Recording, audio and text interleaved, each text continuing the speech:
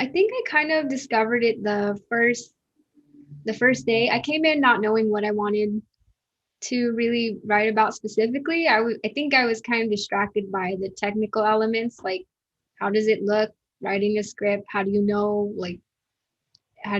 how to type one up? But story wise, I wasn't sure. I thought, oh, I'll do something that I enjoy, which I love fantasy. I like sci-fi, historical fiction, stuff like that. Exciting stuff to read about. But then I had told the people there about, something about me, which is I wrestled competitively for um what, 7 years, and they kind of latched on that. They're like, women wrestle, like not WWE, like actual, wrestling. I said yes, and I realized they didn't. A lot. I thought everyone knew about that, but we don't. It's like a growing sport, and I just thought it would be a good window, kind of. It's something that interested people. Like, how does that look? How does that feel? Being a girl wrestling. So I kind of took that idea and I stuck with it for my script because they suggested it, like, can you show us what that is maybe in a script? Would you write about that? I was like, I don't know. I don't want it to be like cliche, like, the this young, unassuming like kid goes and he wins a big championship and that's it. But yeah, I kind of got over the cliche thing. Like cliches are awesome, and girls wrestling is not. Well, women's wrestling is not a cliche right now. It's like a sport. A young girl from Southeast LA joins the boys wrestling team to the dismay of a rival male teammate, and her traditional father. Kind of like coming of age, kind of a little bit like relationships, like a father daughter. I guess there's a lot of drama in there. It's contemporary, which was nothing that I expected to write. I've never written anything like in this time period. Like I told you, I like the last thing I remember writing creatively was a Beowulf fan fiction. So, um, so yeah, I did not expect to be writing something that's going on like maybe right now. Um, yeah, so it's drama, maybe 25, no, more than that, maybe 50% sports, 25% shenanigans being in high school, and 25% family. I actually found out about it through social media. I was working, I do marketing and communications, and I got a message from kids because I work at a nonprofit, and they were saying, hey, you might be interested in this. And I said, oh, this screenwriting program for former foster and former foster youth looks great. Like I totally could have used this because as I'm actually a former foster youth myself. And that's when one of the workers at Kids, Martin, actually reached out and he said, why don't you sign up? Like, and I don't know, in my head, I thought I was too old to do it. I'm 23 now, which is not too old at all.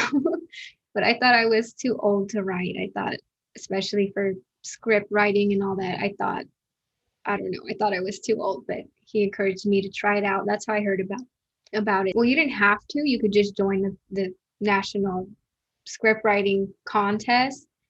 But I wanted to take the class because I've never taken a class like that. I always liked writing, but always liked movies and all that. Never wrote a script, and I thought if I'm going to join this contest, I'm going to do it right as I can. So that's when I just signed up for the class, and later on I submitted to the contest. My major in college was English. Didn't know what I wanted to do with that. Just liked reading and writing.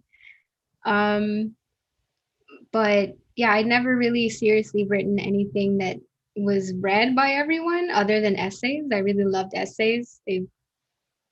Sounds boring, but I loved essays because I thought there was no judgment. It was all structure.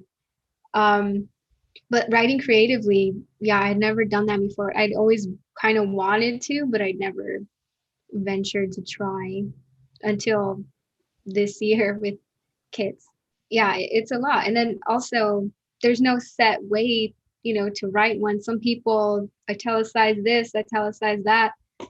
It's a little comforting to know everyone does it differently. I feel pressure to like do exactly like maybe one person because I'm not so I'm kind of new to this kind of, but yeah, the more I read kind of the better I feel. Like seeing everyone there's wiggle room to make it yours. I had never really written anything for an audience. I wrote like Beowulf fan fiction for a professor once. That like I'd never really written creatively, so I thought kind of like, what do I like about movies and stuff like that, and like I guess like Cats the musical, kind of random, but I've been watching that like over and over through the pandemic, and I thought, what about it do I like so much? And yeah, it's about cats. That's cool. Yeah, there's cool dancing. But this is the theater one, by the way. This is not that 2019 remake. So, but then I thought about kind of the emotion behind it. Like it's not just that there's these cats. There's like this community, and it's interesting to see like the little kind of rivalries between people and all that. Like um well, between cats. So I kind of thought like that, like any story will work as long as you make somebody feel something or relate to it. Sometimes you have a feeling like, oh, this works, like, but it's something obviously more technical than that. But usually when I get that feeling, I'm like, oh, like there's something here. And those are usually the parts where I needed the most, maybe outsider help, like, hey, can you guys read this? Does this sound cheesy?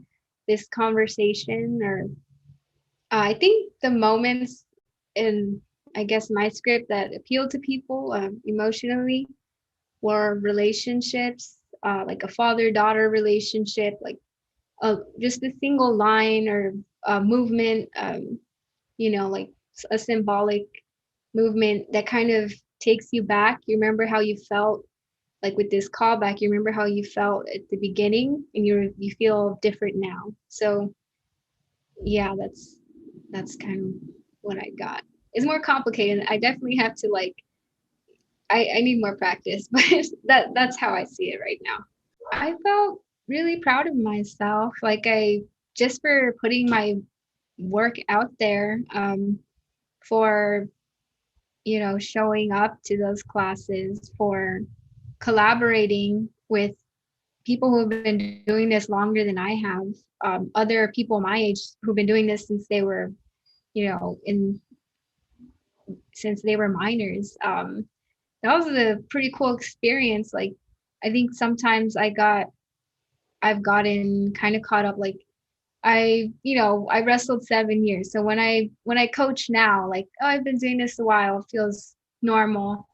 I've gone to school for a long time, so when I go to a school or a class, it's like whatever. But to be able to, write a script, being something completely new, feeling kind of shaky and uncertain, I thought it was really cool to have that feeling again, kind of like, yeah, not feel so old. I guess this pandemic made me feel ancient. I don't know how, but yeah, moving on to the next round, like, was awesome. It was like there's still more things to do in life. It can feel great, like just to be a part of it, just to submit. And yeah, so I'm really grateful just for that feeling like of being a part of something. Yes. Yes. It just felt right. Like I said, I've written a lot of stuff. And this is like so far since I started screenwriting, I just like to write. If I get stuck in a part, I just go to another place and I start writing there. It just clicks. It feels very, very natural. And I wish I had started sooner. Don't worry about being the best writer right now, right here. Don't hold yourself to kind of perfection. I feel like we don't want to put something out unless it's perfect. We yeah, we want to be perfect right now, and only then can we do that. And if we can never be perfect, why are we gonna get into this? Why are we gonna script? Why are we gonna write scripts if we don't think it's good enough to be seen by people, to be on TV? So I think honestly, just my advice would be just to write. There's, we all, every single person has a good story idea. I'm pretty sure, like any person on the corner, you ask them, and maybe not at that moment, but I'm sure they've had $1 million idea. But do they write it? No. And guess what? If you write it and it's not good, you can get people to fix it. So just get it down on the page. Kids in the Spotlight Inc. is it's amazing. Like I said, I wish I had learned about this sooner. Um, I think kind of when you're a foster youth, it's all about survival. It's like you join programs for, education and you know, necessities like supplies, things like that.